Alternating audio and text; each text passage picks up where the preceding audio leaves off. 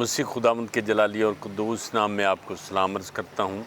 आज मैं एक ऐसे मौजू के ऊपर बात करना चाहता हूँ जो बहुत से लोगों के लिए बहुत मुश्किल होता है, यानी सब्र करना।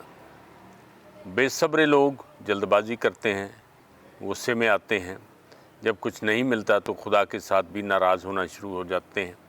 लेकिन मेरे अज़ीज़ों, याद रखें, सब्र करने वाले को हमेशा बड़ी बरकत मिलती है और खुदा ने अपने वक्त पर उसके सब्र का फल उसके लिए रखा होता है। इसीलिए कहते हैं सब्र का फल मीठा होता है। अब देखिए, सब्र की एक मिसाल आपको मैं देता हूँ। आप जो किसान लोग हैं या खेती बाड़ी को जानते हैं या देहाती लोग हैं, वो समझते हैं कि बीज को बखेरा जाता है और एक बीज की फिर एक एक करके नाजुक सी कौंपलें ज़मीन को फाड़ कर बाहर निकलती हैं।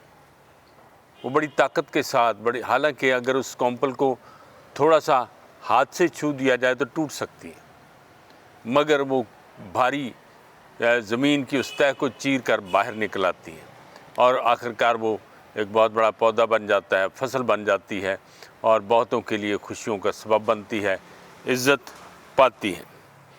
इब्तदाई कलीसिया में हज़ार सानियाँ ऐसे ही थी कि वो कलीसिया गारों में रहती थी। वो लोग बड़े सब्र के साथ खुदावंद की बड़ी बरकतों का इंतज़ार करते रहे और आज जो हम ईमानदार हैं, उन्हीं कलीसियाओं के गोया समझो के औलादे हैं जिन्होंने हमारे लिए बहुत दुख उठाए और हमें नया जन्म देकर आज के ज़माने में खड़ा कर दिया। अब देखिए कि एक जो हीरे जवाहरात ढूंढने वाले लोग हैं, या तो वो समुंदर की गहराई में से ढूंढते हैं या बड़ी बड़ी चट्टानों में से उन हीरों को निकालते हैं।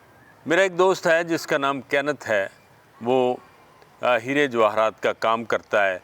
वो पत्थरों को, कीमती पत्थरों को अमेरिका में सप्लाई भी करता था। एक दफ़ा मैं उनके पास गया तो उनकी एक अलमारी में कोई इतने बड़े साइज़ का एक ज़रकून पड़ा हुआ था। तो मैंने उनसे पूछा कि ये क्या है? कहता है ये ज़रकून है। तो कहते हैं पादरी साहब, आज मेरे पास आपके लिए वक्त थोड़ा है, मैं जा रहा हूँ, अमेरिका जा रहा हूँ, मेरी फ़्लाइट है। मैंने कहा ओके ठीक है। तो मैंने इतने अरसे में खाना खाते हुए उनसे पूछा, मैंने कहा कैनथ साहब, ये जो हीरे जवाहरात जो आप निकालते हैं, कीमती पत्थर निकालते हैं, ढूंढते हैं, ये लोग कहाँ से हासिल करते हैं? उसने एक पत्थर मुझे दिखाया जो बेढंगा पत्थर था और वो स्याह रंग का पत्थर था, बड़ा कीमती। उसने मुझे उसकी कीमत भी लाखों में बताई। तो मैंने कहा कि ये कहाँ से लाते हैं?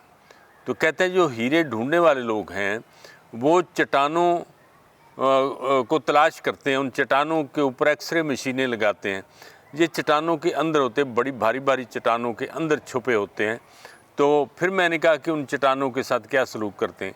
कहते हैं वो उस चट्टान के अंदर सुराख करते हैं, सुराख के अंदर वो बारूद भर देते हैं और धमाका किया जाता है तो चट्टान टूट जाती है और फिर वो इन पत्थरों को हासिल कर लेते हैं। अब मेरे अज़ीज़ों, उन चट्टानों के अंदर से कीमती पत्थर निकालना, ये उस दौलत को तलाश करना है जो पोशीदगी में है, जिसके लिए हमें सब्र से इंतज़ार करना होगा। मैं आज ये पैगाम नौजवानों को देना चाहता हूँ कि जल्दबाजी ना करें, बुलंदी से परवाज़ ना करें, बल्कि ज़मीन से उठने की कोशिश करें। ज़मीन से उठेंगे तो जड़ें मज़बूत होंगी। जिसकी जड़ मज़बूत है वही मज़बूत और मुस्तहकम दरख्त बनता है। अगर हम हवा में अब मुक्के मारेंगे तो हम ज़मीन पर आ जाएंगे। मेरे दोस्तों, आज वक्त है कि नौजवान तबका जो है ये खड़ा हो और अपने आप को ज़मीन के ऊपर से उठाने की कोशिश करे, ताकि वो एक फलदार पौधे की तरह बन जाए और वो खुदा के लिए और आदमियों के लिए काम का बंदा बन जाए। आओ हम सब्र करना सीखें, सब्र के साथ आगे बढ़ना सीखें। बहुत सी रास्ते आते हैं जो मुश्किलात के रास्ते हैं, आजमाइशें आती हैं। उन आजमाइशों को अपनी तरक्की के मनाजिल समझें। जब रुक रुक के चलते हैं तो मंजिल भी आसान हो जाती है और फिर आपकी सही मंजिल आपको मिल जाएगी। खुदावंद ये चाहता है कि आपकी मंजिल जो आसमानी मंजिल है वो आपको मिले, मगर सब्र के साथ। खुदावंद आपको बरकत दे।